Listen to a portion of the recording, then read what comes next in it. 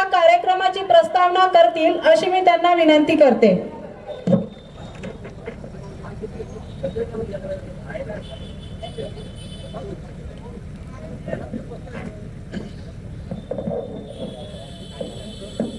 मनोजजी आत्राम यांना विनंती आहे की त्यांनी विचारपीठावर येऊन आपलं स्थान ग्रहण करायचं आहे.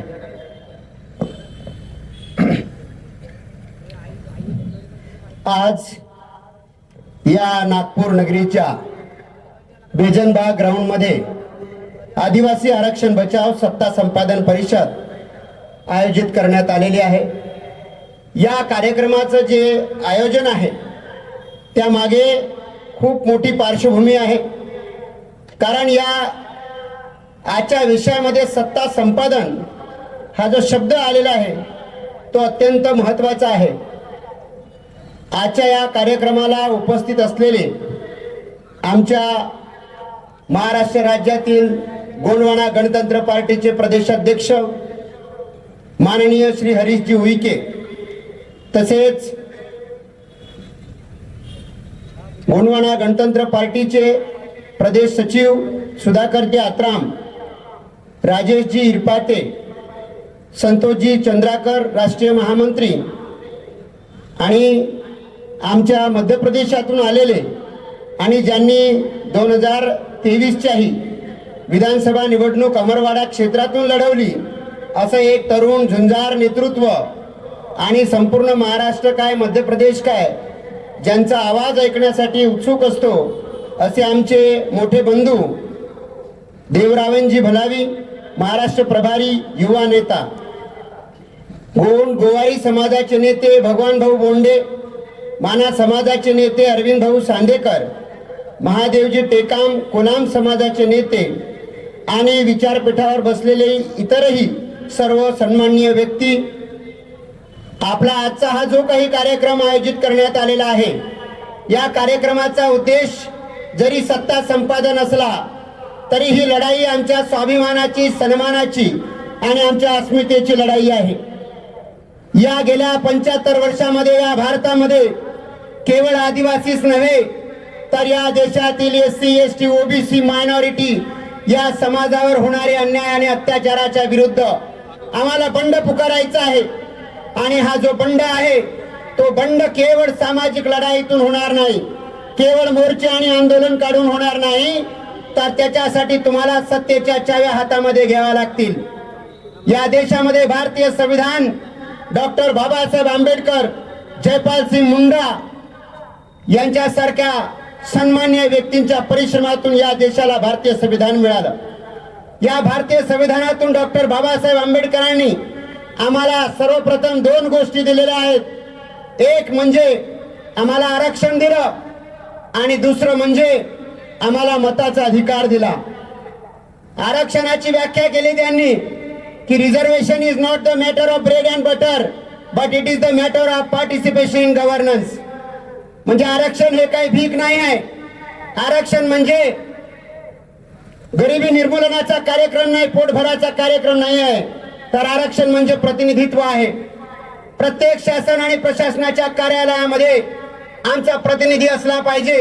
या देशातील आदिवासी समाजाचा, दलित समाजाचा, OBC समाजाचा आणि अल्पसंख्याक मुस्लिम असो, शीख असो, बौद्ध असो, ईसाई असो, जैन असो, पारसी असो, या संपूर्ण अल्पसंख्याक समाजाचा सुद्धा प्रतिनिधी असला पाहिजे.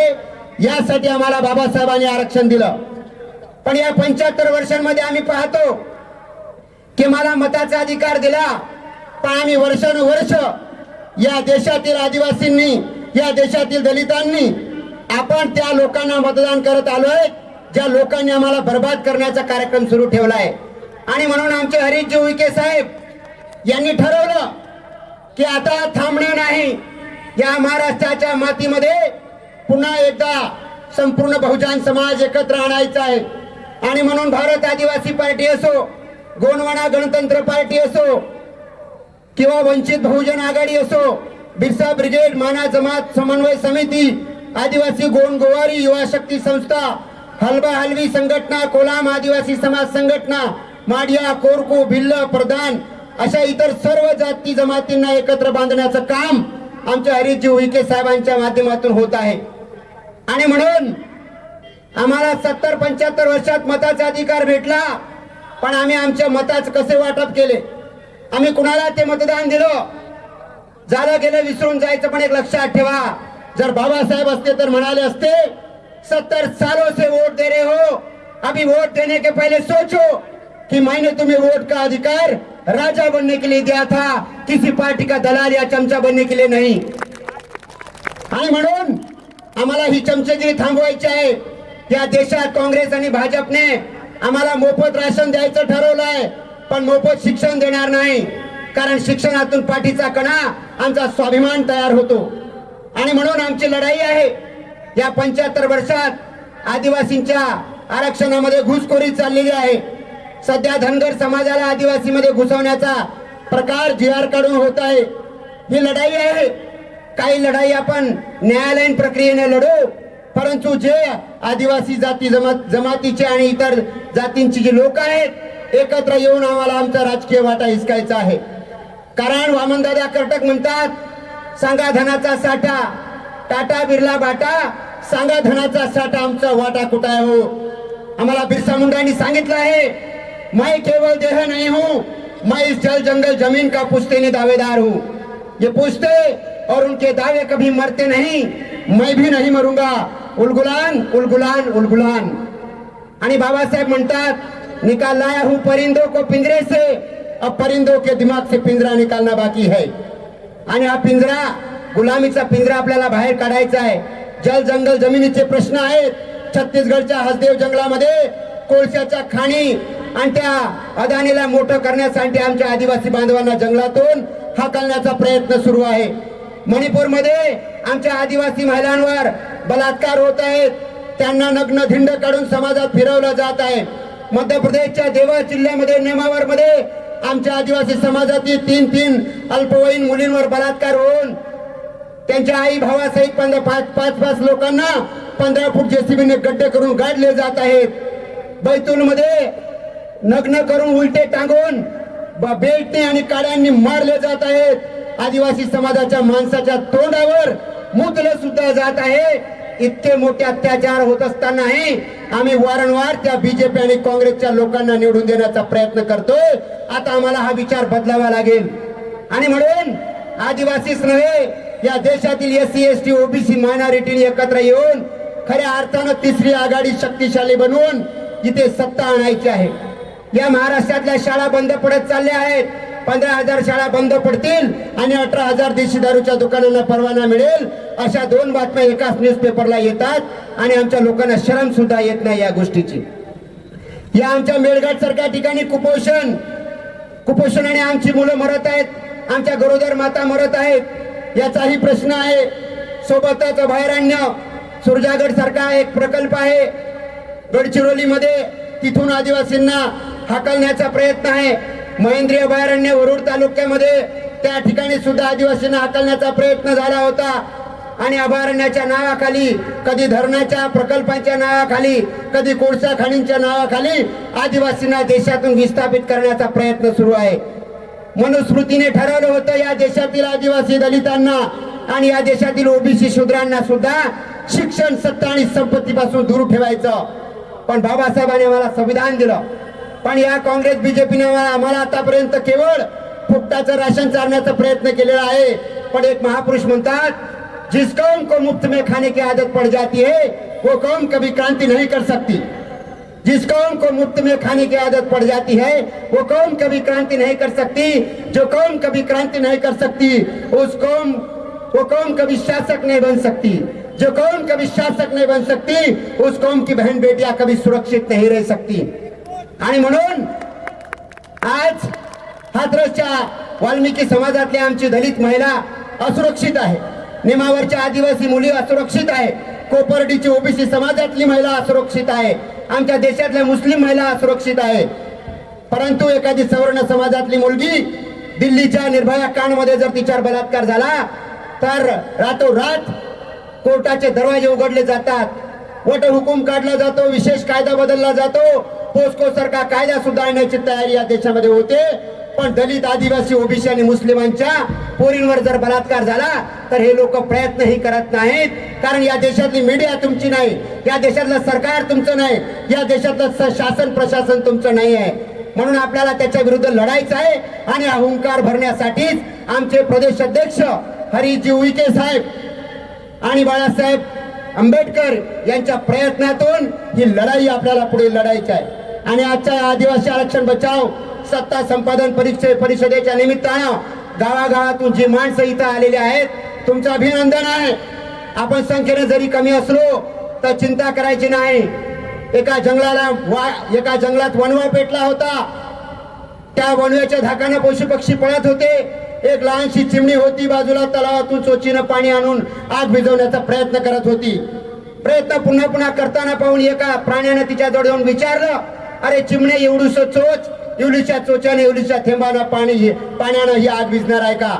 ती चिमणी म्हणाली, मला माहित आहे माझ्या इलूच्या चोचीच्या इलूच्या थेंबाच्या पाण्याने ही आग विझणार नाही, पण जेव्हा कधी या वणव्याचा, या जंगलाचा, या जंगलातील आगीचा इतिहास लिहिला जाईल तेव्हा माझं नाव आग लावणाऱ्यांमध्ये नसेल, आगीच्या धाकाने पळणाऱ्यांमध्ये नसेल, तर माझं नाव आग विझवणाऱ्यांमध्ये असेल. आणि तुम्ही इथे बसलेले सगळी माणसं त्या चिमणीसारखे आहात. जेव्हा या देशामध्ये आग लागलेली आहे, आमच्या आया बहिणींवर बलात्कार होत आहेत, आमचे आरक्षण हिसकावलं जात आहेत, SC उपवर्गीकरण, क्रिमिलेअरचे मुद्दे गाजत आहेत, अशी आग लागलेली असताना ती आग विझवण्यासाठी या नागपूरच्या भूमीमध्ये, या बेजनबागच्या मैदानावर तुम्ही आलेले ते चिमणे आहेत जे आग विझवण्यासाठी प्रयत्न करत आहात. त्यामुळे तुम्ही चिंता करायची नाही. ही लढाई आहे, हे मिशन निरंतर चालणार आहे. 12,500 आदिवासींच्या जागा ज्या बोगस लोकांनी बळकावलेल्या आहेत, त्यांच्या जागा 2017 पासून भरलेल्या नाही आहेत. महाविकास आघाडीचं सरकार असो की महायुतीचं असो, काहीच फरक पडत नाही आहे. म्हणून माझ्या प्रस्ताविकेचा शेवट करताना काही ओळी मी तुम्हाला सांगतो आणि मग मी विराम देईल की आरक्षण हे भीक नाही आहे, हे प्रतिनिधित्व आहे. 50% आरक्षण त्याच्यावरती देता येत नाही असं एका खटल्यामध्ये, इंद्रसाणीच्या खटल्यामध्ये सांगितलं गेलं. परंतु ब्राह्मणांना, क्षत्रियांना, वैश्यांना, या देशातील सवर्णांना 10% EWS मध्ये रिझर्वेशन दिलं. त्यांनी मोर्चे काढले नाही, आंदोलन काढले नाही, पण तरीही त्यांना 10% रिझर्वेशन दिलं. 50%च्या वर रिझर्वेशनचा कोटा गेला, पण सर्वोच्च न्यायालयाने काहीच आक्षेप घेतला नाही, कारण या देशातले शासन करते ते आहेत. आणि म्हणून आंदोलन मोर्चे काढून प्रश्न सुटणार नाही. तुम्ही एकदा शासन करते बना आणि तुमचे सगळे हक्क आणि अधिकार स्वतःलाच देऊन टाका. आणि जर हे केलं तर काय होईल? महात्मा फुले म्हणतात, अज्ञानाने भीती जन्म, विद्येविना मती गेली, मतीविना नीती गेली, नीतीविना गती गेली, गतीविना वित्त गेले, वित्ताविना शूद्र खचले, इतकं अनर्थ एका अविद्येनं केलं. बाबासाहेब म्हणतात, अज्ञानाने भीती जन्म घेते, भीतीने अंधविश्वास जन्म घेतो, अंधविश्वासाने अंधश्रद्धा जन्म घेते, अंधश्रद्धेने व्यक्तीचा विवेक शून्य होतो, ज्या व्यक्तीचा विवेक शून्य होतो तो मानसिक गुलाम होतो. म्हणून अज्ञानी नाही तर ज्ञानी बना. बाबासाहेब म्हणतात, मी आस्तिक नाही, मी नास्तिक नाही, मी वास्तविक आहे. म्हणून जे चांगलं असेल, योग्य असेल त्याचा स्वीकार करा, जे चुकीचं असेल, वाईट असेल त्याचा त्याग करा.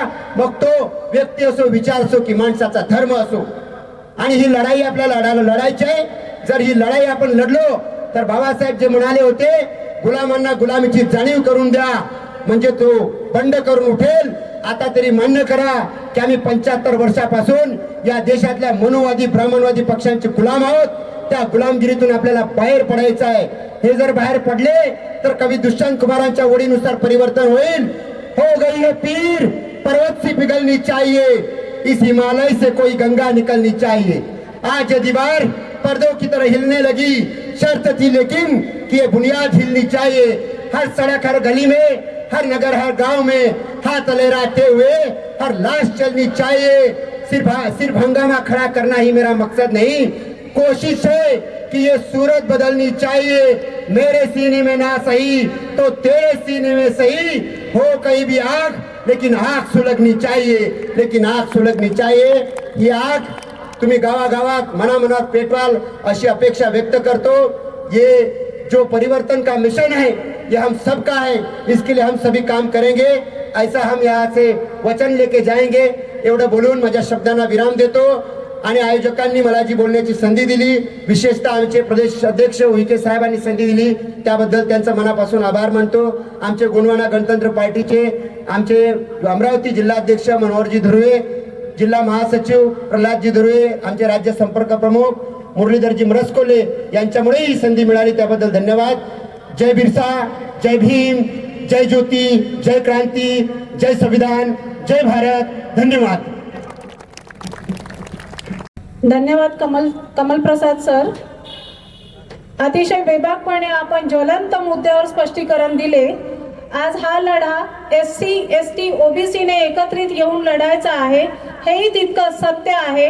आणि हेच मुद्दे घेऊन आपणापर्यंत समस्त आदिवासी समाज हा सामोर येत आहे.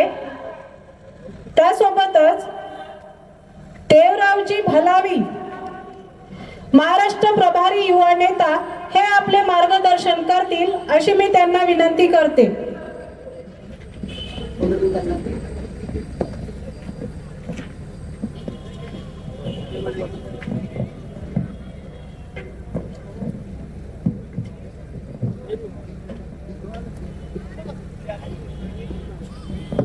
हेलो,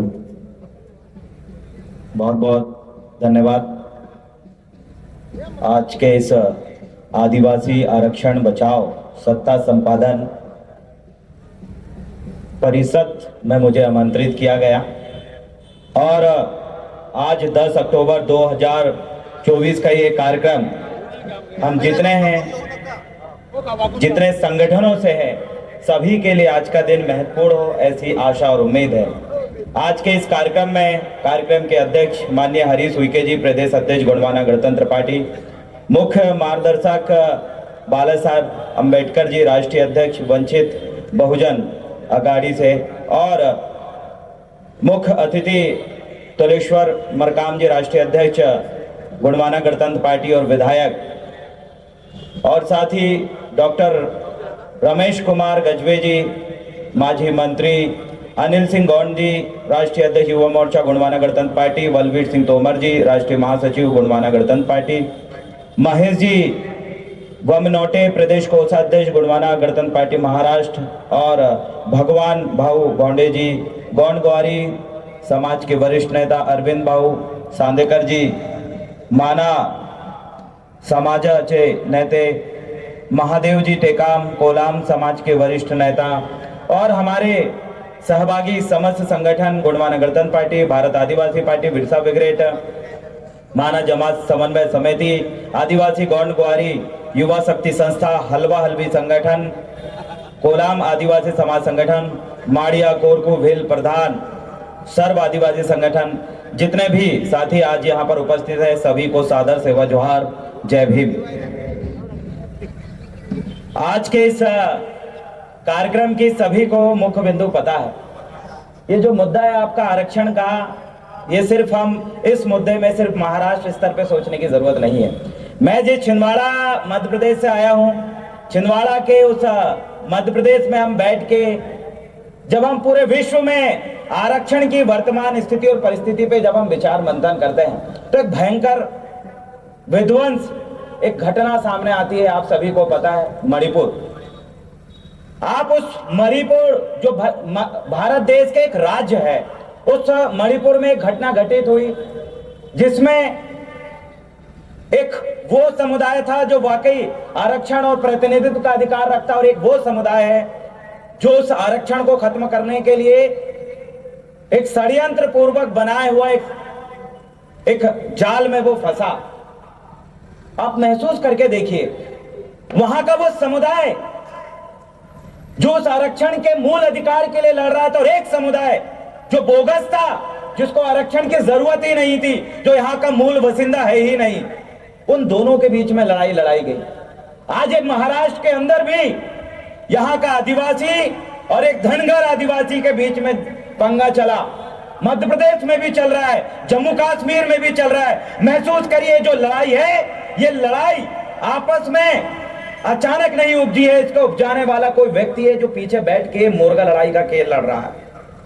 आप इस चीज को अगर नहीं समझेंगे तो तैयार हो जाइए, दूसरा मणिपुर महाराष्ट्र में भी होगा, दूसरा मणिपुर दंगा मध्य प्रदेश में भी होगा, दूसरा मणिपुर दंगा आपके छत्तीसगढ़ में भी होगा, वहां पर भी यही लड़ाई है, और दूसरा मणिपुर दंगा जम्मू कश्मीर में भी होगा, वहां के लड़के भी अर्धनंग प्रदर्शन करें। यही मुद्दे को लेकर जिस मुद्दे पे आज यहाँ बैठे हैं, ये लड़ाई पूरे विश्व के समस्त आदिवासी समुदाय, एसटी एससी ओबीसी समुदाय के बीच और इस देश के वो दुश्मन समुदाय जो यहाँ पर से घुसे हैं या जबरदस्ती इस आरक्षण की लड़ाई में उनको डाला जा रहा है, उनके बीच है।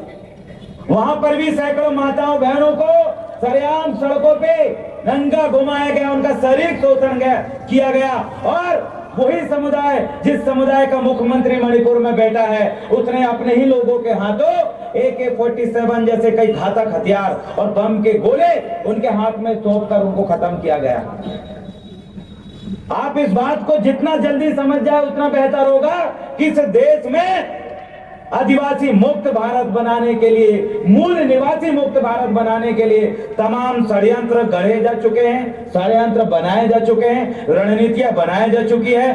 कब कौन सा वायरस लेके आएंगे, किस बीच में कौन सा कानून बनाएंगे, कब कौन सी सरकार बनेगी, कब ईवीएम के साथ कहां खेला करना है, कहां किसके साथ लड़ाना है, ये पूरी रणनीतियां बन चुकी है, सारी रणनीतियां बन चुकी है। आपको किस तरीके से मारा जाए, आपको किस तरीके से लड़ाया जाए, आपको किस तरीके से सत्ता से दूर किया जाए, ये सारी रणनीति बन चुकी है। लेकिन मैं आप सभी जो यहाँ पर जितने भी सामाजिक संगठन और पार्टी के मुखिया बैठे हुए हैं, आपसे सवाल सीधा है कि आपने अपने दुश्मनों से लड़ने के लिए या फिर दुश्मनों से जो होने वाली आपकी जो वैचारिक लड़ाई और केमिकल वॉर जो होने वाला है, वैचारिक वॉर जो हो रहा है, साइकोलॉजिकल वॉर जो हो रहा है, इससे लड़ने के लिए आपने क्या तैयारियां किया, कितनी आपने रणनीति बनाया? अगर आपसे सवाल करें तो आपके पास सिर्फ जीरो, कोई प्लानिंग नहीं है। तैयार हो जाइए, मरने के लिए तैयार हो जाइए। आपको एक प्रकार से नहीं कई प्रकार से वो मारेंगे, आरक्षण के अधिकार छीन के आपको वो मारेंगे। केमिकल वॉर आपके सामने, कोविड के रूप में केमिकल वॉर आपके सामने छोड़ा गया, टेस्ट किया गया कि ये इंप्लीमेंटेशन होगा कि नहीं, अमल होगा कि नहीं। उस केमिकल वॉर में वो सफल हुए। आपका वो व्यक्ति, इसी समाज का कोई व्यक्ति अगर गरीब भिखारी है, उसकी कोरोना में मृत्यु नहीं हुई। जो हॉस्पिटल गया वो मरा, और जो गांव में ही क्वारंटाइन था वो मरा नहीं। जिसने वैक्सीन लगाया, बाद में वैक्सीन लगाने वाले, उस वैक्सीन बनाने वाले लोगों के साथ क्या हुआ आप देख लीजिए। जिस वैक्सीन के नाम पर फोटो लगा लगा के वैक्सीन लगाया जा रहा था, वो फोटो अचानक क्यों हटी, आप विचार करिए। आपको केमिकल से मारा गया, आरक्षण छीन के मारा जाएगा, आपके लोगों को नक्सलवादी बताकर मारा जाएगा, आपके लोगों को शहर में जमीन छीन कर मारा जाएगा, आपके लोगों को मारने के सभी षड्यंत्र बन चुके हैं। इस देश को किस तरीके से तानाशाही बनाया जाए, इस देश को किस तरीके से हिटलर के मंसूबे पे किस तरीके से देश को चलाया जाए, वो रणनीति उनके द्वारा बना ली गई है। जो लोग टीवी और बीवी में खुश हैं, अपने घर में एसी में पड़े रहते हैं, पहला नंबर उनका आएगा। अभी आपने देखा आरक्षण में वर्गीकरण करके उन्होंने एक ही वर्ग के दो लोगों को लड़ाना शुरू कर दिया, क्योंकि उनको समझ में आया कि एक वो लोग जो वाकई आरक्षण के हकदार है और एक वो लोग जो आरक्षण के हकदार नहीं है लेकिन उनको लड़वाया। इन दोनों की लड़ाई होगी तो ये मूल वसिंदे, मूल मालिक बहुजन लोग जीत जाएंगे वो लड़ाई। तो क्या किया जाए, इसको और बांटा जाए। उसको और बांटने के लिए अभी वर्गीकरण कर रहे हैं कि यहाँ पर इस जमाती के इस व्यक्ति में जो आगे बढ़ चुका है उसको इतना परसेंट देंगे और जो पीछे है उसको इतना परसेंट देंगे। उनको लड़ाएंगे। हमको लड़ाने के लिए उन्हें लाख षड्यंत्र बना लिए, उनको युद्ध जीतना है। लेकिन आप विचार करिए, ये जो कौम जो आज अपने हक अधिकार के लिए अपने घर से निकलकर कुर्सी में नहीं बैठ सकती, ये वो कौम जो अपने दुश्मनों को नहीं पहचान सकती, ये वो कौम जो अपने युद्ध जो सामने वाले व्यक्ति जो दुश्मन आपके खिलाफ चाल बनाया उसको नहीं समझ पाती, उस कौम का हारना निश्चित है। उस कौम का हारना निश्चित है जो अपने दुश्मन को नहीं पहचान पाई। उस कौम का हारना निश्चित है जो दुश्मनों की पार्टियों में घुस के जाके बैठे हैं। उस कौम का हारना निश्चित है जो चंद आमदार खासदार बनने के लिए उन पार्टियों में घुस के बैठे हैं। उनके बच्चे भी उसी मौत मरेंगे जिस मौत आज आपके और हमारा आने वाला अस्तित्व जिस तरीके से मरने वाला है। तो एक ही लड़ाई नहीं है, लेकिन हमारी कमी ये हुई है, सबसे मुख्य कमी ये हुई है कि हमारे लोगों को दोस्त और दुश्मन में फर्क और पहचान करना नहीं आया। बाकी बात की बात है, हम जिनसे लड़ रहे हैं वहां पर हमारा व्यक्ति बैठा हुआ है। और आपको पता है, अगर आप बीजेपी के साथ लड़ाई लड़ेंगे तो बीजेपी का मुख्य व्यक्ति सामने कभी नहीं आएगा, आपके ही भाई को सामने करके लड़ाएगा। कांग्रेस का भी कोई व्यक्ति आएगा, अगर उसके साथ कोई लड़ाई हो उसमें भी आपके व्यक्ति सामने आके लड़ेगा। आप मारने वाला भी आपका और मरने वाला भी आपका। उनने इस तरीके से अपनी रणनीति तय करे। आपकी रणनीति क्या है? आपके लोग तो बैठ ही नहीं पाए हैं, आपस में लड़ रहे हैं। आप विधायक सांसद की बात करते हैं, अरे आने वाले 20 साल का भविष्य की आप बात करिए तो आपके आंखों से आंसू निकलेंगे। आने वाले 20 साल बाद का फ्यूचर आपका ये होगा कि आपके लोग बड़ी मजदूरी करने के लिए भी उनके पास साधन संसाधन नहीं होंगे। आपके लोगों के पास जो गाड़ियां आप देख रहे हैं, ये गाड़ियां नहीं दिखेगी। अरे ऐसे कई कानून, कई बिल अभी पेंडिंग है जो अभी आना बाकी है। अभी BNS आया, BNS भारतीय न्याय संहिता। सोच के देखिए क्या हुआ उसमें, क्या अपडेट हुआ। आपके हमारे लोगों ने कभी नहीं पढ़ा, बोलते हुए हैं। अभी मध्य प्रदेश के अंदर जो भी आदिवासी, जो भी मूल निवासी आंदोलन करता है तो प्रिवेंटिव डिटेंशन करके उसको उठा के जब तक चाहे तब तक अंदर भर के रख रहा है। आपको पता है, आपको लगता है कि हमारे व्यक्ति को 24 घंटे के अंदर जज के सामने प्रस्तुत कर देगा, हमारा कोई कुछ नहीं बिगाड़ेगा, संविधान हमारे साथ है। अरे उस संविधान को संचालन करने वाले कौन लोग बैठे हैं आप याद करिए। याद करिए जब बाबा साहेब का जब उस समय आंदोलन चल रहा था, वैचारिक आंदोलन चल रहा था, अपने लोगों को अधिकार देने का आंदोलन चल रहा था, उसी समय कई समुदाय के लोग उसी संविधान सभा में थे। बाबा साहेब ने क्या कहा था आप सभी को पता होगा कि संविधान, इस देश का संविधान दुनिया में सबसे बेहतर संविधान है। चलाने वाले लोगों के ऊपर निर्भर करता है। अच्छे लोग बैठेंगे तो संविधान बहुत बढ़िया तरक्की करेगी, देश तरक्की करेगा उस संविधान से चल के।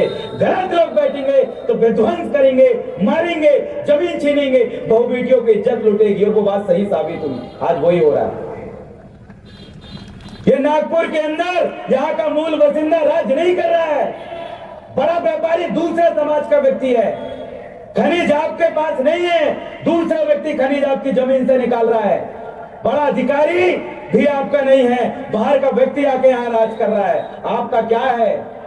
किसी भी डिपार्टमेंट में, न्यायपालिका में आपके लोग नहीं है। अरे ये बात सत्य साबित हुई कि गलत लोगों के हाथ में संविधान चलाने की चाबी है, और वो कितना तहस नहस करना है वो सब कुछ करेगा, और जितना बर्बाद करना है वो आपको करके रहेगा। आप रोकोगे कैसे कि आपके पास रणनीति बनी है? अरे विचार करिए, ये जो लड़ाई बहुत वैचारिक लड़ाई है। पहले तो आपको साइकोलॉजिकल रूप से मजबूत होना पड़ेगा, वैचारिक रूप से अपने लोगों को समझाना पड़ेगा। यहाँ तो आपस में एक दूसरे को मार काटने की लड़ाई चल रही है, तो कहां से ग्राउंड फ्लोर होगा आपका? आपके लोग नहीं जागे हैं, आपने जमीन तैयार की ही नहीं है। आप फसल लगाने की बात करते हो, फसल काटने की बात करते हो, फसल सिंचाई करने की बात करते हो, लेकिन आपने उस जमीन को तैयार नहीं किया। जब तक आपकी जमीन उपजाऊ नहीं बनेगी, जब तक आपकी जमीन तैयार नहीं होगी, तब तक आप उसमें फसल मत लगाओ। लगा भी लिए तो आप कैसे सत्ता में आओगे? कितने विधायक खड़े हो जाए, कितने आमदार खासदार के लिए आप खड़े कर दो, लेकिन याद रखिएगा बीज वहीं पर फलता है, फसल वहीं पर उगती है। जो जमीन को जिसने उपजाऊ किया हो, मेहनत किया हो, उसको उपजाऊ बनाया हो, उपजाऊ बनाने के बाद उसमें बीज लगाया हो, लगाने के बाद बीज को सिंचाई किया हो, सिंचाई करने के बाद उसकी रखवाली किया हो, रखवाली करने के बाद उसको ईमानदारी से काटा हो, काटने के बाद दूसरे उसको चोर ना ले, उसकी सुरक्षा करके अपने घर में लाया हो। आपने क्या किया? आप आमदार खासदार के लिए आपके व्यक्ति उतर गए, लेकिन उन्होंने कभी ये देखा नहीं क्या उसकी समाज या गैर राजनीतिक जड़ें मजबूत है या नहीं है। वो मान्यवर काशीराम साहब का एक विचार याद आता है कि जिस समाज की गैर राजनीतिक जड़ें अगर मजबूत नहीं है वो समाज कभी राजनीति में सफल नहीं हो सकता। ये बात सत्य साबित हुई, हम आंखों से देख रहे हैं। आपका सामाजिक मजबूत नहीं है, वैचारिक रूप से मजबूत नहीं है, कितने ही खड़े हो जाइए, आपको अपने ही भाई आपके खिलाफ खड़े होकर आपके वोट काटेगा। आपका अपने ही भाई जब आप जाओगे वोट मांगने के लिए तो पैसा मांगेगा। आपका अपने ही भाई जब उसको आप आरक्षण बचाने की लड़ाई में बुलाओगे तो वो नहीं आएगा। क्या उसको पता ही नहीं है? ये लड़ाई आंख बंद करके लड़ी जा रही है, और जब तक आंख बंद करके लड़ाई लड़ेगी तो निशाना कहां लगेगा ना आपको पता ना मुझे पता। आइए, समय है हमारे पास। अरे जितने लोग इस कार्यक्रम में आए हैं उतने ही लोग अगर जिम्मेदारी ले कि हर 100 गांव के अंदर अंदर मैं अपना एक एक योद्धा खड़ा करूंगा जो पूरे गांव के लोगों पे भारी रहेगा, तो विश्वास मानिए 10,000 लोगों के ओरिजिनल योद्धाओं की फौज खड़ी होगी। अभी आपके पास कोई फौज नहीं है जिसमें आपके सैनिक ही तैयार नहीं, क्योंकि याद रखिएगा लोकतंत्र में आपको ऐसी फौज चाहिए जो कलम की मजबूती जानती है। लेकिन जब राजतंत्र था उस समय ऐसी फौज चाहिए होती थी जो तलवार चलाने में शिक्षित प्रशिक्षित हो, हर हथियार चलाने में प्रशिक्षित हो। लेकिन आज वो नहीं है, वो समय गया लड़ाई वाला, राजतंत्र वाला। अभी लोकतंत्र है, डेमोक्रेसी है। आपके पास कानूनी योद्धा चाहिए, वैचारिक योद्धा चाहिए, वो तैयार जब तक आपके पास नहीं, आप कैसे युद्ध लड़ोगे? सामने हजारों की फौज है, वही टोपी वालियों की, चड्डी वालियों की, जो अभी निकली थी रैली में कुछ दिन पहले, अभी कल परसों हर जगह है। वो उन लोगों से लड़ने के लिए आपकी फौज कहां है? कैसे लड़ोगे उनसे? कितने प्रशिक्षित लोग आपके साथ हैं? तो मैं जब पीछे देखता हूं तो कोई सैनिक प्रशिक्षित नहीं है, और जो सैनिक प्रशिक्षित नहीं है उसकी तलवार आप ही के भाई की गर्दन में रखी रहेगी, दुश्मन के गर्दन में नहीं। तो आप सभी जितने भी संगठन पार्टी के समस्त साथियों से आग्रह करते हैं कि आइए अपनी जमीन तैयार करो। आपकी लड़ाई किन लोगों से है उनकी पहचान करो। कौन से संगठन आपके इस आरक्षण के पक्ष में है, कौन सा संगठन आरक्षण के खिलाफ है, इनकी पहचान करो, अपने समाज को बताओ। अगर ये नहीं बताओगे तो याद रखिएगा आज जितनी कुर्सियां दिख रही है आने वाले समय में यहाँ पर 1-2 लोग दिखेंगे। ये लड़ाई हमारी विचारधारा की लड़ाई है। बड़ा दुख होता है जब हम गांव जाते हैं और हमारे लोगों को ऐसी अवस्था में देखते हैं जैसी अवस्था में हम अंग्रेजों के समय अपने आप को देखते थे। याद रखिएगा, गुलाम और शासक समाज आप ही के सामने है। बस फर्क इतना है कि आपको पहचानना सिखाना है कि कौन गुलाम समाज है और कौन आजाद समाज है, कौन शासक समाज है। आपकी दृष्टि इस लेवल पे परखने वाली अपने लोगों की ही नहीं है, वो दृष्टिकोण आपको देना पड़ेगा। और वो दृष्टिकोण तभी बनेगा जब आप उनके बीच में जाके इन विषयों में चर्चा करोगे, उनके बीच में जाके दिन भर अपनी रोजी रोटी के लिए काम करते हुए जब आप काम धंधा करते हो, लेकिन शाम को जाकर अपना 2 घंटा उस समाज के लिए दीजिए। जिस दिन आप ये विचार विमर्श करना शुरू कर देंगे, हम आपको विश्वास दिलाते हैं आपके इस प्रतिनिधित्व के अधिकार पे कोई भी आंख उठा के नहीं देखेगा। कपेगा वो, इस लेवल का माहौल खड़ा होगा। लेकिन कब? जब आप ये काम शुरू करेंगे, जब आप अपने आप से सवाल करिए हर रोज कितना घंटा आप समाज के लिए देते हो, कितना समय आप समाज के लिए देते हो, कितना समय आप अपने लोगों के बीच में उनको समझाने में देते हो। तो आप कुछ भी समय नहीं दे रहे हो, लेकिन आपका दुश्मन के पास उसी आप ही को खत्म करने के लिए, आपके अधिकारों को खत्म करने के लिए, आपके अस्तित्व को खत्म करने के लिए वो कहां कहां बैठता है, उसके स्थान चिन्हित है। कब बैठक करेगा, कब अपने मिशन में संशोधन करेगा, कौन काम करेगा, कौन लड़ाई लड़ेगा, उसका सब कुछ तय है। लेकिन यहाँ टेबल वर्क भी आपको करना है, लड़ाई भी आपको करना है। तो कैसी अव्यवस्थित लड़ाई है आपकी? आइए इस लड़ाई को जीतना है तो हमारे इतने ही लोग बहुत काफी है। आज ही के दिन से मैं बोलता हूँ हर एक तहसील में अगर 100 लड़के तैयार करने में भी हमने मेहनत करे तो मात्र 1 महीने के अंदर हम 100 लोगों को तैयार कर सकते हैं। एक तहसील, एक तालुका में सिर्फ पूरा तहसील के, पूरे तालुका के लोगों को सुधारने की जरूरत नहीं है। जब आप 100 लोगों को एक तहसील, एक तालुका में तैयार कर दोगे, सिर्फ 1 महीने उन्हीं में समय दोगे, बाकी सब कुछ भूल के, मैं आपको विश्वास दिलाता हूं वो 100 लोग एक दिन में एक तहसील में 100 गांव में एक दिन में बैठक करेंगे, 2 दिन में 200 गांव में, 3 दिन में 300 गांव में। आप खुद सभी गांव गांव घर घर अगर जाने की कोशिश करोगे तो आप अव्यवस्थित लड़ाई लड़ रहे हो। जब आपके 100 लोग तैयार हो जाएंगे और जब वो 100 लोगों को आप बोलोगे तो आप 5 दिन के अंदर 500 गांव में बैठक करने की ताकत रखने वाले लोग हो। लेकिन क्या हो रहा है, यहाँ हमारा सिपाही, हमारा योद्धा बेचारा अकेला जाता है, ये गांव में बैठक करता है, वो गांव में करता है। कब तक करोगे अकेले? आप नहीं लड़ पाओगे ये लड़ाई को ऐसे अकेले। आपको सारा समय ये पूरी समाज को सुधारने में अगर सारा समय दोगे तो आप नहीं सुधार पाओगे। आपको वो 100 योद्धा तैयार करना पड़ेगा जो वैचारिक रूप से कलम की लड़ाई, संवैधानिक लड़ाई लड़ने के लिए बेटर हो। इतना मजबूत बना दो कि वो 100 लोग, आप विधायक और आमदार खासदार की बात कर रहे हैं, आपके 100 लोग जिस दिन अगर 10 दिन ही अगर बैठक कर दिए तो कैलकुलेट कर लीजिए 1000 गांव में आप 10 दिन के अंदर बैठक करोगे और वैसे ही आपके साथ सब कुछ तैयार हो जाएगा। वैचारिक विंग, राजनीतिक विंग, सांस्कृतिक विंग, सभी विंग तैयार हो जाएगी। लेकिन लड़ाई लड़ने का एक फॉर्मूला आपको बनाना पड़ेगा, तब आप और हम सफल होंगे। अन्यथा साथियों, आपकी और हमारी छोटे छोटे संगठन अपने मिशनों में कभी कामयाब नहीं होगा। अभी एक ही व्यक्ति लड़ता है, याद रखिएगा, एक योद्धा, एक सेनापति अकेला पूरे युद्ध को नहीं जीत सकता। उस सेनापति का पहला कर्तव्य है कि वो अपनी सेना को प्रशिक्षित करे। जिस दिन वो सेना प्रशिक्षित हो जाएगी उस दिन वो हर एक लड़ाई अपने आंखों के सामने लड़ते हुए देखेगा और जीतेगा भी। और मुझे विश्वास है कि हम सब इस और काम करेंगे और मात्र 10 दिन आना चाहिए। 10 दिन के अंदर हम इस देश की सत्ता को परिवर्तन करने में आसानी से संपन्न कर देंगे। लेकिन उसके लिए हर किसी को शपथ लेना पड़ेगा, हर किसी को इस लड़ाई को लड़ने के लिए एक फॉर्मूला, एक रणनीति तैयार करना पड़ेगा। और आप, मुझे विश्वास है आप सभी लोग के पास मोबाइल है, ग्लोबलाइजेशन का दौर है, ये फोन का सही उपयोग करें। अरे छान मारिए सारी चीजों को, जो जो चीज समाज को जगाने समझाने के लिए जरूरी है। मुझे विश्वास है आने वाले 3 महीने के अंदर अंदर आप वो करके दिखाएंगे जो विगत 40-50 सालों में नहीं हुआ। और ये करने के लिए सिर्फ एक ही काम करना पड़ेगा, पूरी समाज को तैयार करने की जगह उन 100 लोगों को एक तहसीलों में तैयार करिए। मैं आपको लिख के देता हूं, अगर वो 100 लोग तैयार हो गए, आप क्या बनाना चाहते हो, जिला परिषद, चाहे आमदार, खासदार, ये तो छोटी मोटी बात है। आपके ये संयुक्त मोर्चा का, आपके लोगों का इस महाराष्ट्र के अंदर चीफ मिनिस्टर तक बनाने की ताकत आपके पास, उस चीज को समझना। आपको मैं कोई बड़ा उम्रदार नहीं हूं, कोई बड़ा बुद्धिजीवी नहीं हूं। आपके ही बच्चे का उम्र का मात्र 27 साल का एक लड़का हूं जो अभी अपनी पढ़ाई कर रहा है और मैं अपनी लड़ाई को व्यवस्थित तौर पे लड़ रहा हूं। और मुझे विश्वास है कि आप मेरी इस बात को अपना बेटा समझ के, अपना भाई समझ के, अपना साथी समझ के, अपना दोस्त समझ के आप मेरी इस बात पे जरूर गौर करेंगे। और एक बार अगर आपने गौर कर लिया तो मुझे आपको ये सारी चीजें सिखाने और बताने की जरूरत नहीं है।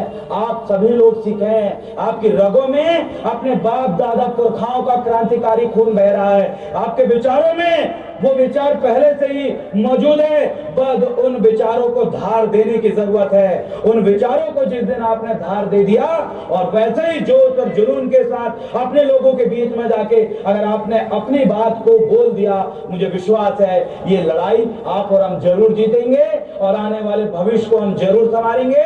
और जितने भी आक्रमणकारी लोग हैं जो बाहर से आए हैं, ऐसे लोगों के खिलाफ हम भी ऐसे कानून बनाएंगे कि जो बाहर के आक्रमणकारी लोगों ने हमारे चारों स्तंभों पे जो कब्जा करके बैठा है, उन स्तंभों में पुनः इस मूल निवासी बहुजन लोगों का अधिकार होगा, उनके हाथ में शासन सत्ता होगी। ऐसी आशा और उम्मीद के साथ मैं अपने विचार को यहीं विराम देता हूं और आप सभी लोगों से निवेदन करता हूं कि आप जरूर विचार करेंगे और आने वाला जब भी कार्यक्रम की रूपरेखा माननीय हरीश उइके जी जब भी तय करें, मुझे विश्वास है आने वाले समय में ये नागपुर में पैर रखने की भी जगह नहीं रहेगी। और उन पैर रखने वाले लोग जो यहाँ पर आएंगे वो चुने हुए और आपके द्वारा बनाए हुए वैचारिक योद्धा ही पहुंचेंगे जो आपकी लड़ाई को आपके साथ मिलकर जरूर लड़ेंगे और जीतेंगे। ऐसी आशा और उम्मीद है। बहुत बहुत धन्यवाद। सादा सेवा जोहार। जय संविधान, जय भीम, जय गणराज्य। डेमोक्रेसीची लढाई ही वैचारिक योद्ध्यांनी लढायची आहे असा विश्वस्त विचार भलावी सरांनी देऊन अतिशय उत्तम भाषेत मार्गदर्शन केले आहे, त्याबद्दल त्यांचे मनपूर्वक धन्यवाद। आदिवासी यांच्यासाठी काही स्वतंत्र कायदे करण्यात यावे अशा म्हणजे काही आमचे 8 पॉइंट आहेत. त्याच्यामधला पहिला आहे की आदिवासी हा निसर्गाला मानतो आणि मूर्ती देव देवता यांना मानत नाही. आदिवासी समूहाचे राहणीमान, विचार, संस्कृती ही सामुदायिक तत्वावर आधारित असल्यामुळे संविधानाने आदिवासींना हिंदू कायदा लागणार नाही असे नमूद केले आहे. यासाठी ही परिषद शासनाकडे मागणी करते की आदिवासी यांच्याकडे स्वतंत्र कायदा करण्यात यावा आणि मंचावर बसलेल्या सर्व मान्यवरांना मी अशी विनंती करते की ह्या कायद्याकडे लक्ष द्यावं आणि त्यांची मागणी लवकरात लवकर पूर्ण करावं अशी मी विनंती करते. यामधील दुसरा कायदा, आदिवासी समूहामध्ये दैवत्वाची कल्पना नाही परंतु महापुरुषांची कल्पना आहे. हिंदू बांधव त्यांच्या देवदेवता आणि देवी यांची पूजा अर्चना करतात. त्याबद्दल आमच्या मनामध्ये त्यांच्याबद्दल आदरही आहे. आदिवासी समूह दैवत मानत नसला तरी तो महापुरुषांची संकल्पना मान्य करतो.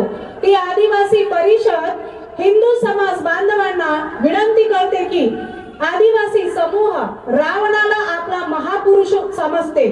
आदिवासी समूहाची ही भावना लक्षात घेता आपण निश्चितपणे रामलीला साजरी करा. याबद्दल आमचे काहीही म्हणणे नाही, पण रामलीलेमध्ये आमच्या महापुरुषांचे दहन करता हे आपण थांबवले पाहिजे अशी या आदिवासीची या परिषदेला विनम्र विनंती आहे. यानंतर महेशजी बमनोटे, प्रदेश कोषाध्यक्ष गोंडवाना गणतंत्र पार्टी महाराष्ट्र, हे आपलं मार्गदर्शन करतील अशी मी त्यांना विनंती करते.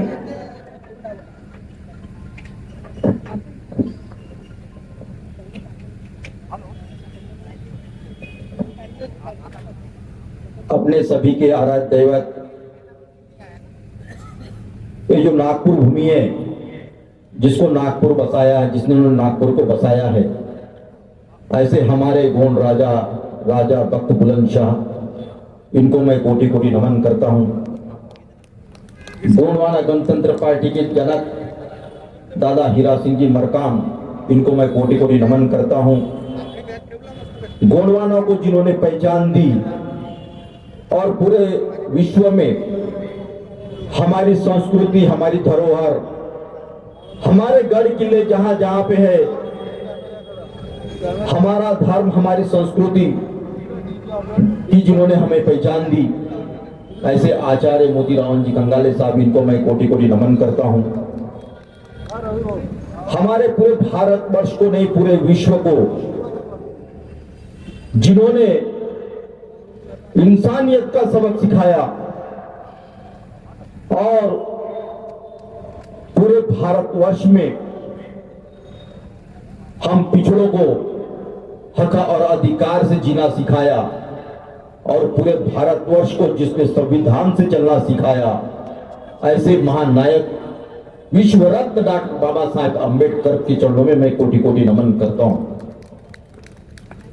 आज आदिवासी आरक्षण बचाव सत्ता संपादन परिषद में मंच पर उपस्थित आज के इस कार्यक्रम के अध्यक्ष आदरणीय हरीश जी उइके साहब, अध्यक्ष गोंडवाना गणतंत्र पार्टी एवं सदस्य जिला परिषद नागपुर, उसी प्रकार मंच पर उपस्थित हमारे गोंडवाना गणतंत्र पार्टी के प्रचारक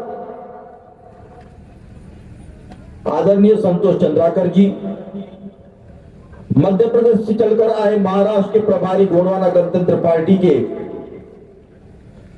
आदरणीय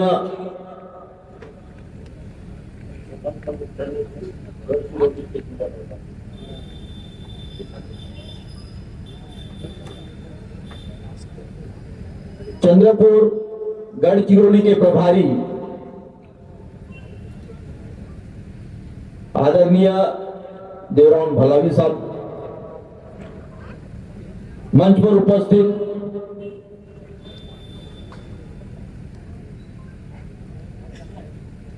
अरविंद जी सांदेकर जी, माना समाज के नेते श्री भगवान भाऊ भोंडे जी, गोंड ग्वाली समाज के नेते श्री महादेव जी टेगाम साहब, कोलाम समाज के नेते और मंच पर उपस्थित सभी संगठनों के पदाधिकारी, हमारे सामने बैठी हमारी मातृशक्ति पितृशक्ति हमारे मित्रों,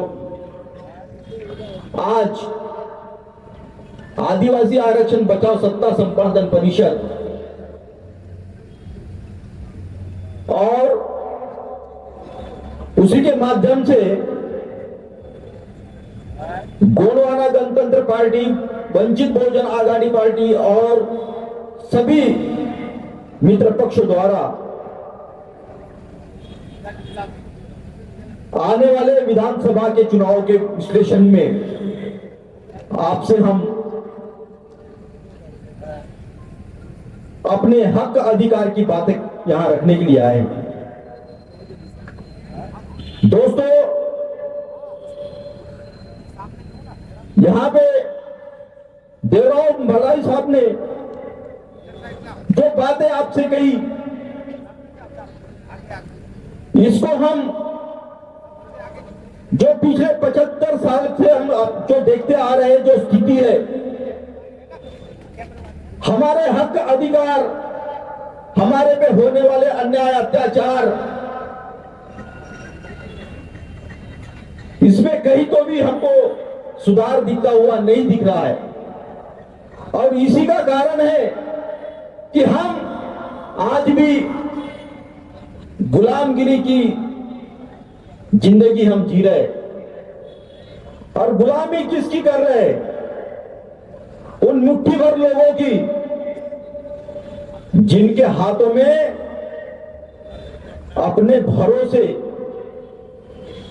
हम एससी एसटी ओबीसी जो समाज का सबसे गरीब वर्ग है, जिन्होंने इन मुट्ठी भर लोगों को सत्ता में बिठाल करके हमको गरीब बनाने का काम किया है।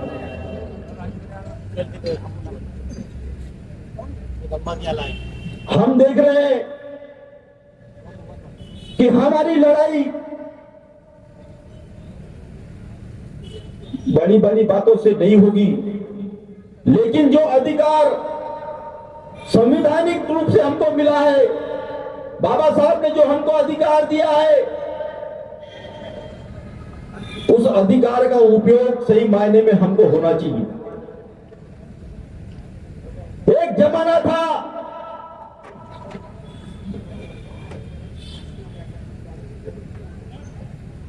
जब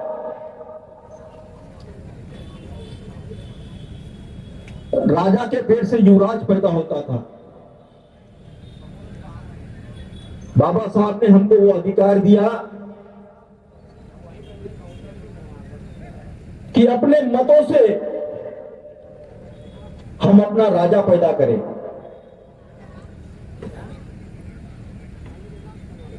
और उस अधिकार को हमें किस तरीके से उसका उपयोग करना है, जिससे एससी एसटी ओबीसी की जो समस्याएं हैं, पिछले 75 वर्षों से देश को आजादी होने के बाद से इस समाज की उपेक्षा की गई है। हम ही लोग हैं जिन्होंने इन लोगों को सत्ता दी, और आज भी वो सत्ते के इतने भूखे हैं कि आज भी हमारा हक और अधिकार हमसे छीन करके सत्ता हम ही से वापस लेकर के हम ही पे राज करना चाहते। दोस्तों, हम आदिवासी समाज की बात करें, हम पिछड़े दलितों की बात करें, तो इन लोगों ने सत्ता के नाम पे सिर्फ हमसे धोखा ही किया है। आज जो आदिवासी जंगलों में रहता है, जल जंगल जमीन पे पूरा उसका अधिकार है, आज उससे उनको वंचित रखा गया है। आज भी उनकी जो समस्या है, उसके लिए जो लड़ाई चालू है, मणिपुर से लेके तो दिल्ली से लेके पूरे मध्य प्रदेश, महाराष्ट्र में और पूरे भारतवर्ष में, इनको क्या चाहिए? इनको यही चाहिए कि जहां जहां पे खनिज संपत्ति है, वन संपदा है, जहां हजारों वर्षों से हमारा ये आदिवासी समाज, दलित समाज जहां पे रह रहा है, उसको कैसे स्थापित किया जाए, उनकी जमीनों से कैसे बेदखल किया जाए और सत्ता में रह करके हम अपना राजपाट चलाते रहे। दोस्तों, अभी विधानसभा के चुनाव नजदीक आ रहे हैं और आपको समझना होगा कि आज तक जिन लोगों ने आपको इसने अपने अधिकार से वंचित रखा है, इसको आप कैसे अपनी सत्ता में हासिल कर करके इन लोगों को आप सबक सिखाएंगे। दोस्तों, हमने देखा है कि मुट्ठी भर लोग थोड़ा सा प्रलोभन देकर के हम लोगों से कैसा छल करते हैं, कैसी हमारी अस्मिता को लूटते हैं, कैसे हम लोगों को धोखा करके ये सत्ता हासिल करते हैं। लेकिन अब समय आ गया है, हमें जागना होगा, हमें समझना होगा। हमारे पहले के वक्ताओं ने जो कहा है, इनकी बातों को आपको समझना होगा। अभी भी वक्त गया नहीं है दोस्तों। थोड़ी सी लालच में हम आकर के अपना एक दिन में थोड़े से वक्त में थोड़ा सा प्रलोभन हमको जो मिलता है, उसमें हम पूरे 5 वर्षों का नहीं, पूरे भविष्य का हम अपना नुकसान कर बैठते। इन लोगों को क्या चाहिए? इन लोगों को एक ही पहचान है कि इन लोगों को थोड़ा सा लालच दे दो तो ये बैठ जाते हैं। लेकिन आज समय बदल चुका है और इस बदलते युग में आपको भी बदलना होगा, और नहीं बदले तो आदरणीय देवरावन जी फलावी साहब ने जो बातें कही है, ये बातें आपको समझना होगा।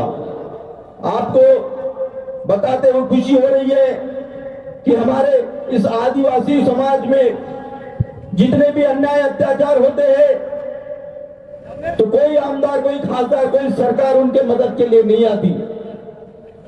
हमारे नेता हरीश जी हुई के साथ सदैव हम उनके साथ में रहते हैं और हम ही को उनसे संघर्ष करने के लिए सामने जाना पड़ता है। हम देख रहे हैं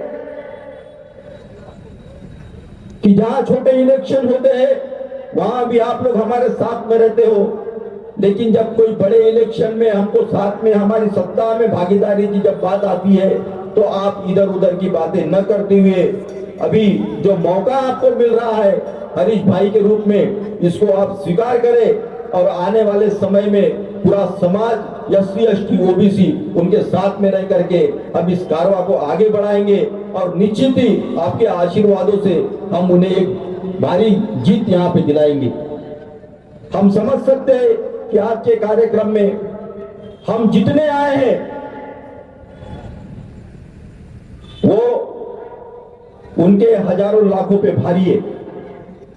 दादा हीरा सिंह मरकाम हमेशा एक बात कहते थे, 1 to 10 का फार्मूला। एक आदमी ने 10 आदमी को जोड़ा तो 10 आदमी और कितने को जोड़ते चले जाएगा। एक कारवा हमके बनाते रहना है और समाज की में जो बातें हो रही है या जो अन्याय अत्याचार आज तक हम पे होता आया है SC ST OBC की, इन बातों को हमको समझना होगा और आगे हमको साथ में मिल करके ये लड़ाई को लड़ना होगा। इस कार्यक्रम में मैं ज्यादा न बोलते हुए इतना ही बोलूंगा कि आने वाले समय में जो भी हमारे गोंडवाना गणतंत्र पार्टी वंचित बहुजन आघाड़ी के जो भी हमारे उम्मीदवार इस महाराष्ट्र के विधानसभा के इलेक्शन में जो भी हमारे उम्मीदवार होंगे, मैं उन आप सभी से विनती करता हूं कि भारी से भारी मतों से उनको विजयी बना करके अपना हक और अधिकार के लिए उनको अपना प्रतिनिधित्व बनाकर विधानसभा में भेजिए। इतने ही आपसे विनती करता हूं, फिर और आगे भी आपसे मुलाकात होते रहेगी।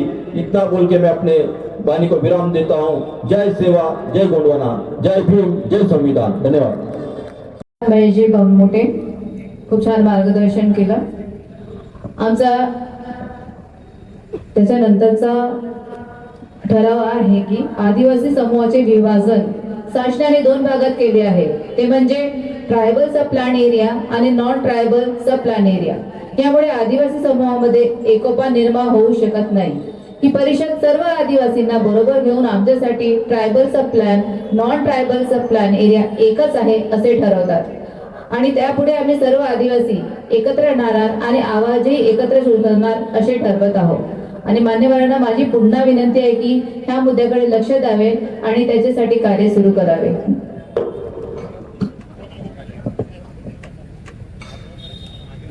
सत्ता का मतलब है निर्णय लेने का अधिकार, अपनी मुट्ठी में रखणे की क्षमता. याच विचारासह आता संतोषजी चंद्राकर राजकीय महामंत्री हे आपले मार्गदर्शन करतील अशी मी त्यांना विनंती करते.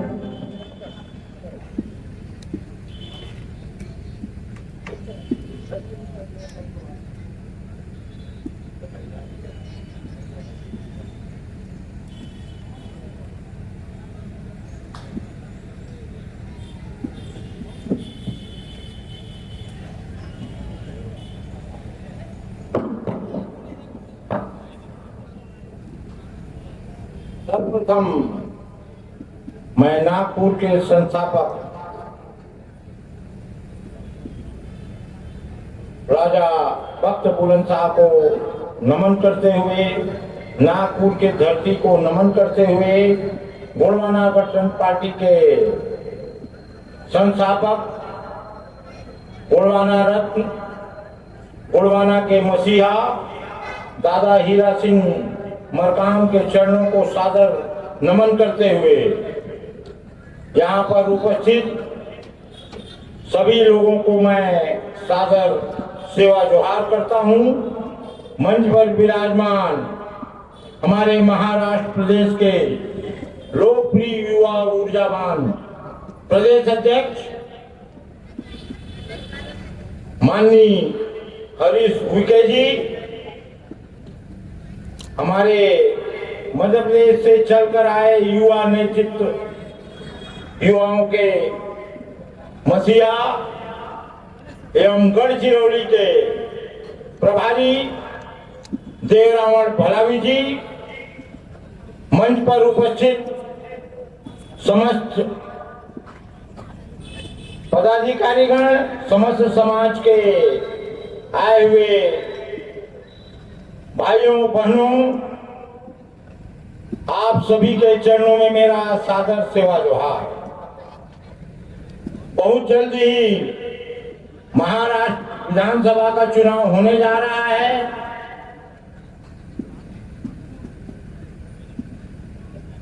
उसके पहले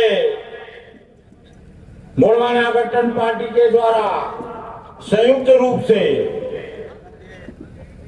31 दिसंबर 2023 को एक विशाल मोर्चा का आयोजन किया गया था, जिसमें लगभग 1 लाख से भी अधिक साथी लोग थे।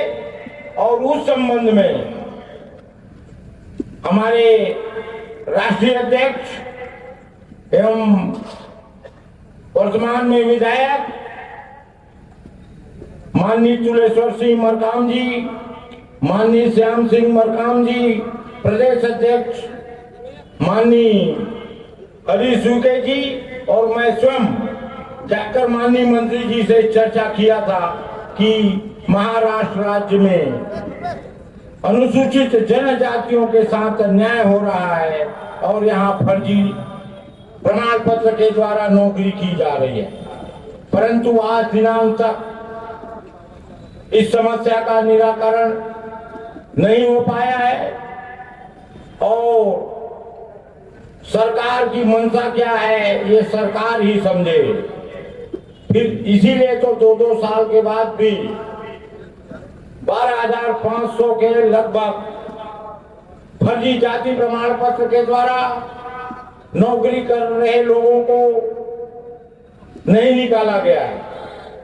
अब आगामी चुनाव में आप सभी लोगों से मेरा अनुरोध है कि फर्जी प्रमाण पत्र वालों को, संरक्षण देने वालों को हम कदापि वोटिंग ना करें और आने वाले समय में गोंडवाना गठबंधन पार्टी के प्रत्याशियों को विजयी बनाएं। गोंडवाना गठबंधन पार्टी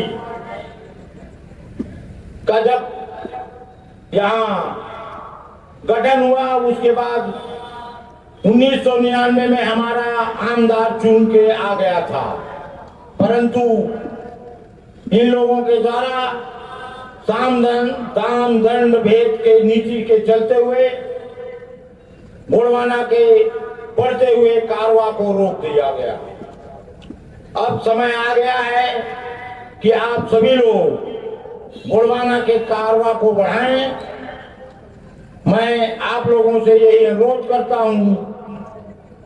पुनः मैं आप सभी के चरणों में सादर सेवा जोहार करते हुए अपना स्थान ग्रहण करता हूं। जय सेवा।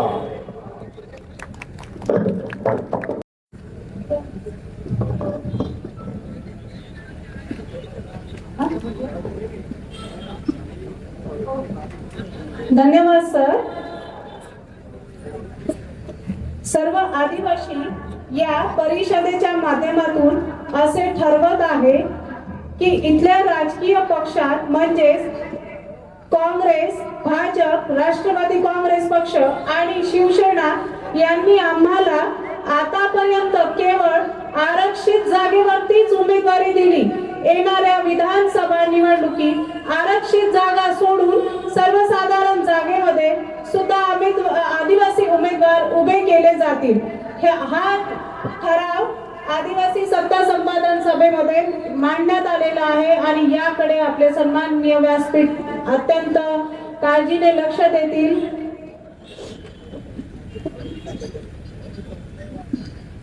यानंतर अरविंद भाऊ सांदेकर माणा समाजाचे नेते आपलं मार्गदर्शन करतील अशी मी त्यांना विनंती करते।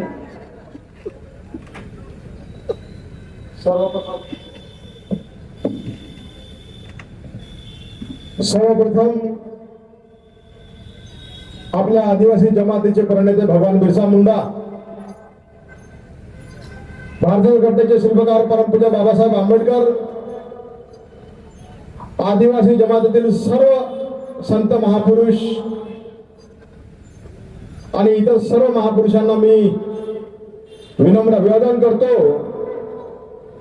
आजच्या आदिवासी आरक्षण बचाव सत्ता संपादन परिषदे प्रसंगी गोंडवाना गणतंत्र पार्टीचे प्रदेशाध्यक्ष आमचे मित्र मोठे बंधू हरीश जिवळीके, मी आपला वेळ घेणार नाही। सन्माननीय व्यासपीठ आणि जमलेले सर्व माझ्या आदिवासी बांधवांना, भगिनी आणि मातांनो, मित्र हो, आपण आदिवासी लोक आहोत। ऊन वारा पाऊस याच्यामध्ये लहानाचे मोठे झालो, म्हणून उन्हाला पावसाला वाऱ्याला न खबरणारी जमात, लढवई जमात म्हणून आपली ओळख आहे। कारण की आपण आदिवासी आहोत, अनादी कालापासून राहणारे लोक आहोत। मित्र हो, आदिवासी आरक्षण बचाव संता संपादन परिषद जे घेतलेली आहे याचे एकमेव कारण म्हणजे ज्या महामानवाने तुम्हा आम्हाला आदिवासीला, एससीला, एसटीला, ओबीसीला आरक्षण दिलं, ते आरक्षण संकटात आलेलं आहे। ज्या आरक्षणामुळे आपला आदिवासी समूह जो जंगलात राहत होता, जंगलाच्या शेजारी राहत होता, भविष्यामध्ये काळाच्या ओघामध्ये हा समूह मुख्य प्रवाहात आला पाहिजे म्हणून बाबासाहेब आंबेडकरांनी घटनेच्या माध्यमातून इथे या ओरिजिनल ट्राईब म्हणजे इथे मूळ आदिवासी लोक यांना आरक्षण दिलं। आणि या समूहामध्ये जे काही थोडीफार काही प्रगती झाली असेल, थोडी काही सुधारणा झाली असेल, ते केवळ आणि केवळ हे आरक्षणामुळे याला आपण नाकारू शकत नाही। आज आदिवासी समूहामध्ये मोठे मोठे अधिकारी झाले, डॉक्टर झाले, इंजिनियर झाले, राजकीय आरक्षण मिळाल्यामुळे आपण आमदार बनले, आपल्या लोक खासदार बनले, हे वास्तविकता। हे केवळ आणि केवळ या आरक्षणामुळे। मी ज्या चंद्रपूर जिल्ह्यातून येतो आणि त्या चंद्रपूर जिल्ह्यामधला चमूर मतदार क्षेत्र, गडचिरोली लोकसभा क्षेत्र हा आदिवासीसाठी राखीव आहे। म्हणून आमच्या आदिवासी समूहाचा माणूस हा खासदार बनतो गडचिरोली जिल्ह्यामध्ये 3 विधानसभा ह्या राखीव आहे म्हणून तिथे आमच्या आदिवासी समाजाचे लोक आमदार बनतात. जर राखीव जर नसतं आम्हाला आरक्षण ते बाबासाहेब आंबेडकरांनी दिलं नसतं राजकीय आरक्षण, तर हा आदिवासी माणूस हा आमदारी बनू शकला नसता, खासदारी बनू शकला नसता. डॉक्टर दूर, इंजिनियर दूर. आणि ज्या आरक्षणामुळे आम्ही बनलेलो आहोत ते आरक्षण संकटामध्ये आलेलं आहे आणि म्हणून त्या आरक्षण वाचवण्यासाठी हे आरक्षण आदिवासी आरक्षण बचाव सत्ता संपादन परिषद आम्ही घेतलेली आहे. आणि या परिषदेमध्ये आम्ही काही याच्यामध्ये ठोस निर्णय घेतलेला आहे. या परिषदेमध्ये त्यामधल्या जे काही परिषदेमध्ये आम्ही निर्णय घेतलेले ते आमच्या पूर्वीच्या वक्त्यांनी आपल्याला वाचवून दाखवलेला आहे. आणि त्याच्यामधला एक मी मुद्दा सांगतो जो आम्ही या आदिवासी परिषदेमध्ये घेतलेला आहे, तो म्हणजे आम्ही ज्या नागपूरमध्ये राहतो, हे नागपूर आमचे जे राजे होते, कोण राजे, भक्त बुलंद शहा यांनी बसवलेलं होतं. आम्ही या नागपूरचे राजे असून सुद्धा आज आम्ही भिकारी झालो. हे वास्तविकता आहे. ज्या नागपूरची ओळख आहे आमच्यामुळे आहे, त्या नागपुरामध्ये आमची अवस्था काय आहे, एका कुल्या कुत्र्या मांजरासारखी आमची अवस्था आहे मित्र हो. हे आपण लक्षात घेतलं पाहिजे. हे आपण लक्षात घेतलं पाहिजे. या विदर्भामध्ये आपला आदिवासी समाज भंडारा असो, गोंदिया असो, नागपूर असो, वर्धा असो, यवतमाळ मध्ये असो, हा 22% आहे. 22%. मध्य प्रदेश मधून जसा छत्तीसगड वेगळा झाला, पहिल्या मध्य प्रदेश मध्ये हा नागपूर सुद्धा येतो, शिपियान बेरार, आणि हा आदिवासी बहुल होता. जसं मध्य प्रदेश मधून छत्तीसगड वेगळं झालं, अगदी त्याच पद्धतीनं मध्य प्रदेश मधून हे शिपियान बेरार म्हणजे आजच्या विदर्भ वेगळा झाला मित्र, लक्षात ठेवा. आणि मध्य प्रदेश मधून जसा छत्तीसगड वेगळा झाला, तिथे आदिवासी बहुल आहे, निसर्ग आहे. निसर्ग असल्यामुळे मोठ्या मोठ्या तिथे उद्योग आले आणि काही प्रमाणात तिथल्या आदिवासी लोकांची प्रगती व्हायला लागली आहे. काही प्रमाणात हे दिसत आहे. अगदी त्याच पद्धतीनं हा विदर्भ सुद्धा हा जंगलाने निसर्गाने नटलेला आहे. परंतु एवढ्या वर्षापासून जेव्हापासून आम्ही महाराष्ट्रामध्ये आलो तेव्हापासून आमच्या विदर्भाची ही लूट तिकडे पश्चिम महाराष्ट्राने लावलेली आहे. वास्तविकता आहे. पश्चिम महाराष्ट्रामध्ये मराठा समाज खूप मोठ्या प्रमाणात आहे. अगदी त्याच पद्धतीनं या विदर्भामध्ये कुणबी समाज पूर्ण मोठ्या प्रमाणात आहे. पण इथला हा कुणबी समाज विदर्भावर ठोस भूमिका घेत नाही. आम्हाला वाटतं का विदर्भ वेगळा झाला पाहिजे. विदर्भ जर वेगळा झाला तर जी आमची 22% आदिवासी पॉप्युलेशन आहे त्याचा कुठेतरी विकास होईल. पण हे होताना दिसत नाही. कारण की इथला जो कुणबी समाज आहे, कुणबी समाजाचे श्रीमंत आमदार आहेत. हे श्रीमंत आमदार तिकडल्या मराठा धार्जने असल्यामुळे जोपर्यंत इथला कुणबी समाज हा विदर्भावर बोलत नाही तोपर्यंत आम्ही इथल्या कुणबी समाजाला मतदान करणार नाही असं आम्ही या परिषदेमध्ये ठरवलेलं आहे. आणि ज्या दिवशी कुणबी समाज हा विदर्भाच्या बाजूने उतरेल त्या दिवशी आम्ही कुणबी समाजाला डोक्यावरती घेऊन एवढं आम्ही या परिषदेमध्ये ठरवलेलं आहे. एवढंच बोलतो, आपली रजा घेतो. जय भीम, जय सेवा.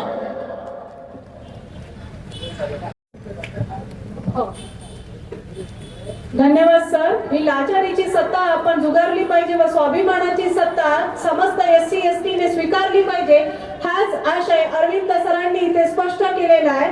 आज पावसाची जी स्थिती आहे त्या हिशोबाने आता अध्यक्षीय भाषण आपण इथे घेत आहोत.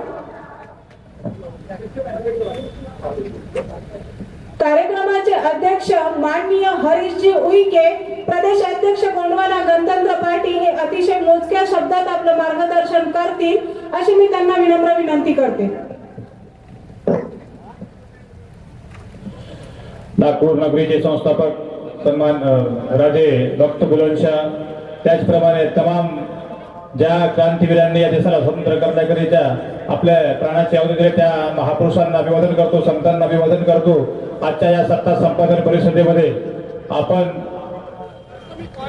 त्या सत्ता संपादन परिषदेचे आमचे राष्ट्रीय महामंत्री संतजी चंद्राकर, त्याचप्रमाणे या सत्ता संपादन परिषदेमध्ये आलेले देवरावेन भलाबी, युवा नेता, गोंडवाना गणतंत्र पार्टी जिल्हा अध्यक्ष छिंदवाडा व गडचिरोली इथले प्रभारी, त्याचप्रमाणे संतोषजी सांदेकर भाऊ, बोंडे भाऊ, आमचे कुलाम समाजाचे टेकाम भाऊ, ओविके साहेब, त्याचप्रमाणे उपस्थित या मंचावर सर्व उपस्थित गणमान्य समोर उपस्थित सर्वच पक्षातील कार्यकर्ते पदाधिकारी मित्रांनो, सत्ता संपन्न परिषदेचा अर्थ असा आहे की आपण स्वातंत्र्याच्या 75 वर्ष होऊन सुद्धा आताही सत्तेपासून वंचित आहोत आणि आम्हाला सत्तेमध्ये म्हणजे भागीदारी मिळाली पाहिजे. याच्यासाठी बाबासाहेब आंबेडकरांनी जिसकी ज्यादा संख्या भारी उसको उसकी प्रतिनिधी त्या समाजाला त्याचं प्रतिनिधित्व मिळालं पाहिजे असं संविधानामध्ये तरतूद केली असून सुद्धा, आरक्षण असून सुद्धा आम्हाला मोजक्या लोकांनाच राजकारणामध्ये भागीदारी मिळत आहे.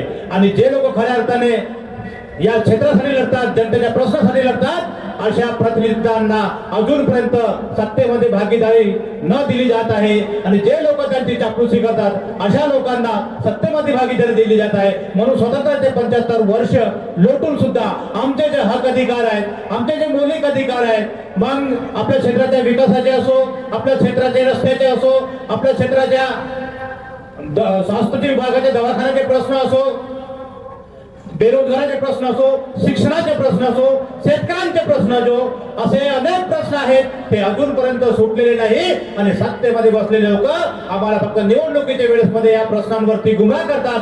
कुठं ना कुठं धनगराचा विषय आणतात, धनगराच्या माध्यमाने आदिवासी समाजामध्ये भांडण लावतात, ओबीसी त्या प्रश्नावरती मराठा समाजाला आंदोलन करायला लावतात आणि त्यांच्यामध्ये भांडण लावतात. आणि आम्हाला खरे जे प्रश्न आहेत आमचे या क्षेत्राच्या विकासाचे, समाजाच्या सामाजिक क्षेत्रामध्ये त्यांच्या सामाजिक दर्जाचे त्या प्रश्नांपासून हे लोक आम्हाला भटकवतात. आणि असाच प्रकार आजही या महाराष्ट्रामध्ये सुद्धा चाललेला आहे कि कोई महंगाई के ऊपर बात नहीं करना चाहिए, कोई बेरोजगार के ऊपर बात नहीं करना चाहिए, कोई शिक्षा के ऊपर बात नहीं करना चाहिए.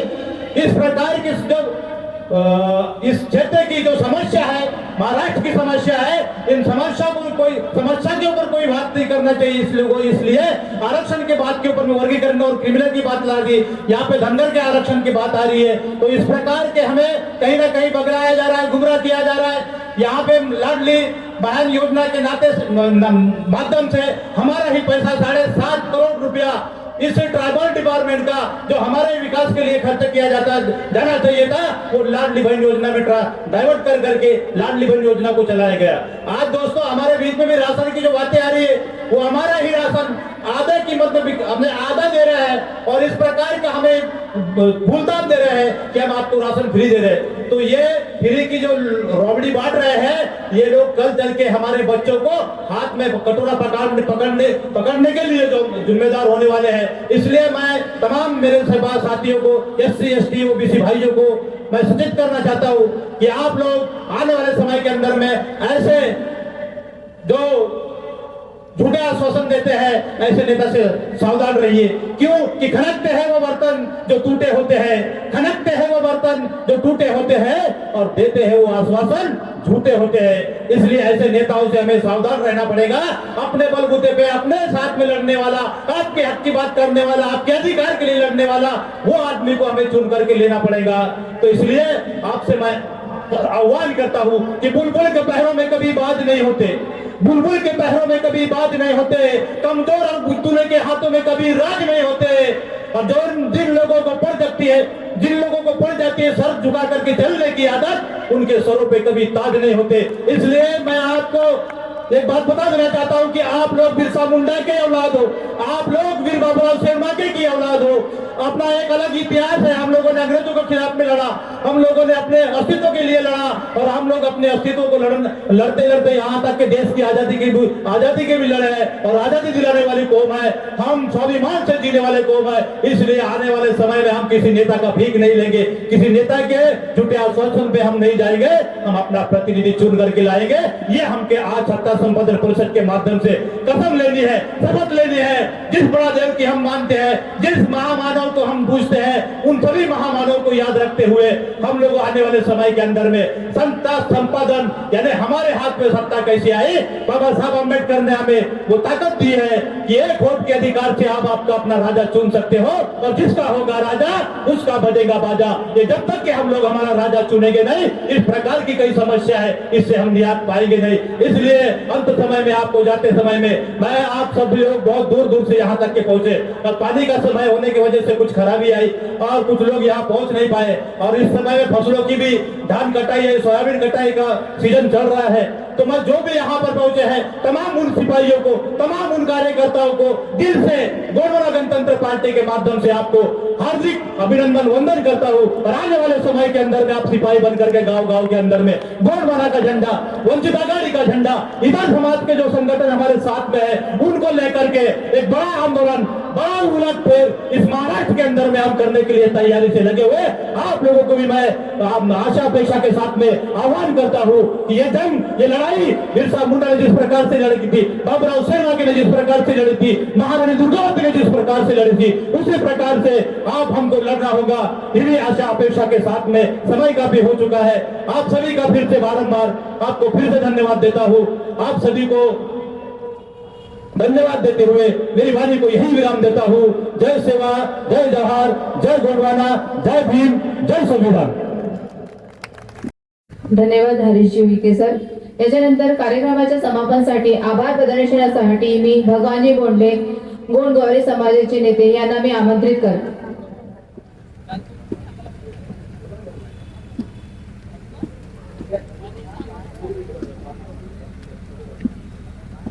पूछा था मैं तो नहीं आ रहा करके प्रेम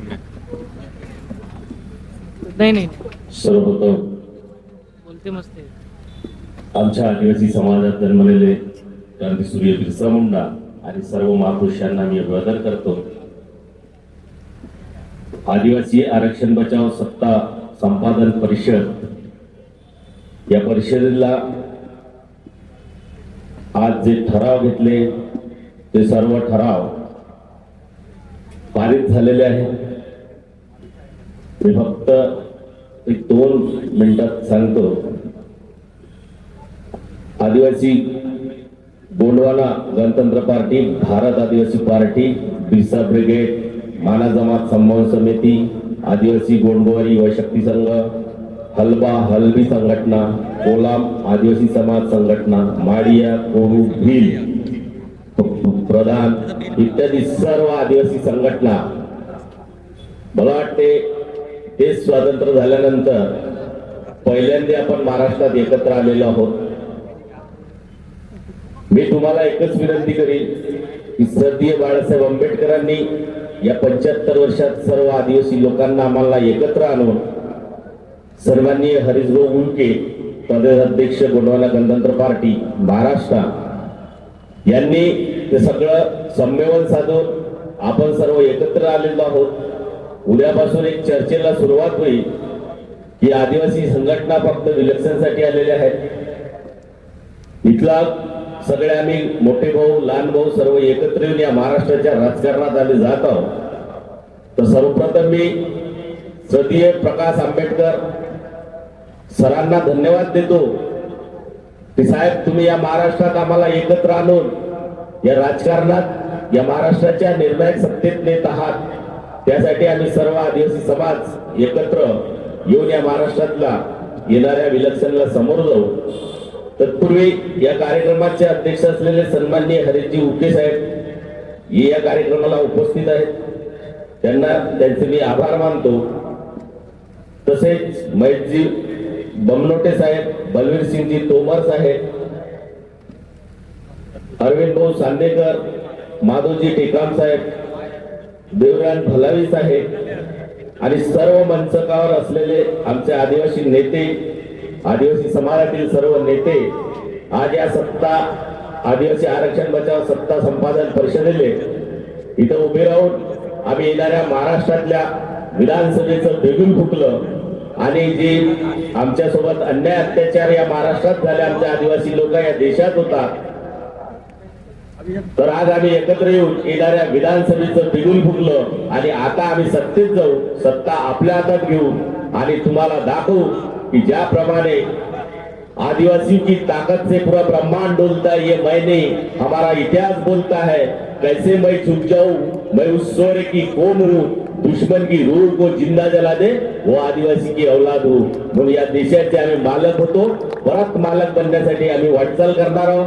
तुम्ही बाहेरगावून आलेले सर्व आमचे आदिवासी समाज बांधव, सर्व संघटनेचे पदाधिकारी, कार्यकर्ते या परिषदेत आलात त्याबद्दल तुम्हा सर्वांचे आभार मानतो आणि मंचकावर उपस्थित असलेले सर्व नेत्यांचे पुनश्च एकदा आभार मानतो.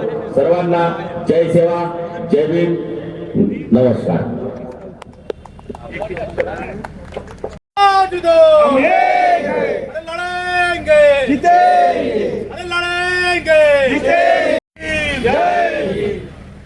एक तीर एक कमान, सारे आदिवासी एक समान.